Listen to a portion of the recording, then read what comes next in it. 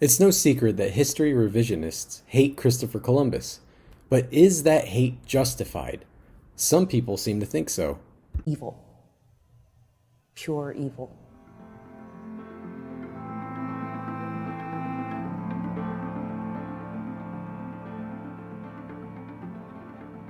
Invader. He got lost coming here, and he's the one that named us Indians because he thought he was in India. So he's not a good figure to the Native community. Confused. I don't think we should have a holiday for it. Pain, claiming North America as like land that could be claimed and could be taken. It's the start of a lot of pain. Christopher Columbus.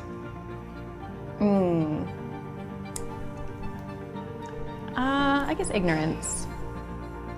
Oh my God, murderer, rapist. Genocide. You know what the ironic thing about this video is?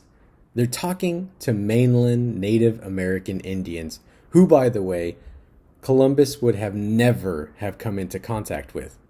So are we okay with calling all Indians the same now? The people who Columbus came into contact with were from the Bahamas, or modern-day Dominican Republic or Haiti, not mainland US. That's like me saying that everyone south of the border is a Mexican, which, by the way, is super offensive to anyone who is not Mexican. They're just lumping all the Indians into one big amalgamation. Whatever happened to liberalism being a movement of inclusion and diversity? It doesn't seem very diverse or knowledgeable to me if you're just going to use a mainland Native American Indian to complain about something that doesn't directly affect them today. Why not ask a Bahamian, a Dominican, a Haitian, or even a Puerto Rican and see how they feel about it? But I digress. I talk about this because if you're going to politicize a historical figure, then I'm going to address it in a political fashion. Now, before we begin in earnest, it is really easy for us to look at people like Columbus or other historical figures through our high and mighty point of view, and it can be really tempting to think of ourselves as enlightened that somebody like Columbus could be an idiot. But keep this in mind, that they did not have our culture, they didn't have our laws, and they didn't have our technology. So, who was Columbus? Columbus was born in Genoa, Italy in 1451, and he set sail at a young age and became an experienced sailor by the time he was in his 20s. In 1476, he moved to Portugal where he failed to gain the financial support to support him in his quest to find a trade route to the Far East. Eventually, King Ferdinand and Queen Isabella of Spain agreed to finance him. Alright, now that boring stuff is out of the way, let's get into the juicy part, shall we? Did he discover America? Of course, this is a highly debated topic. People would use the land route or the Silk Road to get into Asia. However, there were numerous wars and disputes in Europe which made the land route dangerous, and in the year 1453, the Ottoman Empire had effectively shut the route down. From that point on, European nations began searching for a way via the ocean to make it to Asia. While other explorers were searching for ways to go around Africa, Columbus thought a more direct route west would be faster. The King of Portugal refused to fund Columbus on his journey. However, Columbus appealed to the King and Queen of Spain, and ultimately they ended up funding his voyage. Columbus used dead reckoning to navigate west in hopes of making it to China, Japan, and India. This archaic and flawed method of navigation would have never gotten Columbus to the proper destination, even if North America wasn't there. However, to be fair to Columbus, he took a crew away from the comforts of home to find a new sea route to the Far East in uncharted waters. They couldn't just pull out a GPS and have it navigate for them, though some people can hardly even do that today. Even through the flawed way of navigation, he still made it across the ocean, which is an incredible feat.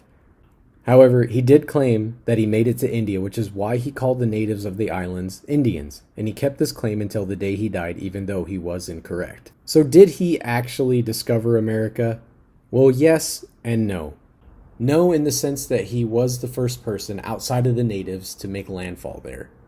However, yes, in the sense that there is no denying that he was the one who brought North America to the attention of the technologically advanced and civilized world, and he paved the way for the expansion of Western civilization. And there is no one else who can claim that, including Leif Erikson. Was Columbus a genocidal maniac? If we take a look at the first voyage of Columbus to the Caribbean islands, and we look at his journal, it shows that he actually had peaceful interactions with the Taino Indians. And I'm not talking about mostly peaceful like in the 2020 Portland riots. I'm saying that his first voyage was actually peaceful. We can see the evidence from some excerpts from Columbus's journal. Let's take a look at them. Soon, many of the islanders gathered around us. I could see that they were people who would be more easily converted to our holy faith by love than by coercion. Wishing them to look on us with friendship, I gave some of them red bonnets and glass beads, which they hung around their necks, and many other things of small value, at which they were so delighted and so eager to please us that we could not believe it. I went up to them and gave them a few scraps of bread and a little brass ring to others, a few small beads to others. In this way, I calmed them down, and they all came down to the boats and gave us everything they had in exchange for whatever we chose to give them. They're like the other people I have seen with the same beliefs, the thought that we had come from heaven. They will give you whatever they have straight away in exchange for anything at all, never saying that it is not enough. I think they would do the same with spices and gold if they had them. Now this part is key because it is going to play an important role later on in Columbus's second visit. I have left 39 men in the fort on this island of Espanola. I have given them all the barter goods which your majesties ordered me to buy.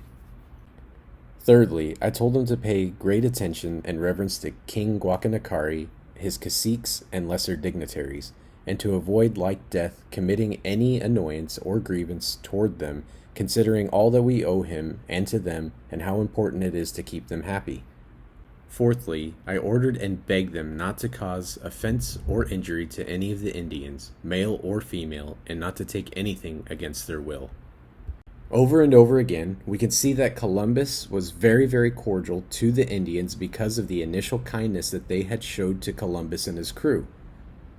However, after Columbus left to go to report to the King and Queen of Spain and returned on his second voyage, he found that the Indians had attacked and killed the 39 men that he left behind. And in turn, Columbus responded with retaliatory military reprisal for the death of his men. Even Dartmouth calls this a retaliatory conflict, meaning that Columbus did this in response to the murders of his men. Now keep in mind that Dartmouth isn't exactly a haven for conservatism. They even have to admit that Columbus's role in later clashes with the Indians is not clear and have to concede that most of the atrocities that took place in the Indies was after he was deposed as the governor. Furthermore, many of the writings of these supposed atrocities that were committed by Columbus were actually written by his vicious political opponent, Francisco de Bobadilla. Bobadilla had his eye on the governorship of the Caribbean islands, and due to the slander that he made of Columbus, he ultimately became the governor of the Caribbean islands in 1500 AD after writing these hit pieces and sending them to the King and Queen of Spain. So now this begs a question. Do you really think that a guy with an axe to grind against Columbus in a fit of jealousy in a bid for the governorship is going to be used as an unbiased source of facts about Columbus? Well, the answer is that if you're a normal person, no, of course not. However, revisionist historians have used this guy and his letters and all of his hit pieces as the gospel against Columbus. This is like asking the Democrats for a fair assessment of Donald Trump. Or hey, you know what, I'll even give this to the other side. It would be like asking the Republicans to give a fair assessment of Joe Biden. In the end, it's just going to be the most vitriolic piece of rhetoric that you're going to hear from both sides about one person or the other. We also have another account from another contemporary of Columbus, a man by the name of Las Casas. He was a Spanish friar who did reveal some harrowing details about how the Spanish treated the Indians. However, he did not arrive in the New World until 1508, 2 years after Columbus had died in Spain after being sent there in chains. He even thought Columbus was treated unfairly by the monarchs of Spain by being recalled by them. Many of the atrocities that were committed are unfairly pointed back at Columbus. That's not to say that he was 100% innocent in everything that he did, but many of the reports of him being a genocidal maniac are greatly exaggerated or occurred after he was deposed as governor. So, what do you think? Do you think he deserves all the hate? Or do you think the claims are overblown? Let me know down in the comments below. We'll finish up with the rest of the claims on Columbus Part 2. I'll see you then.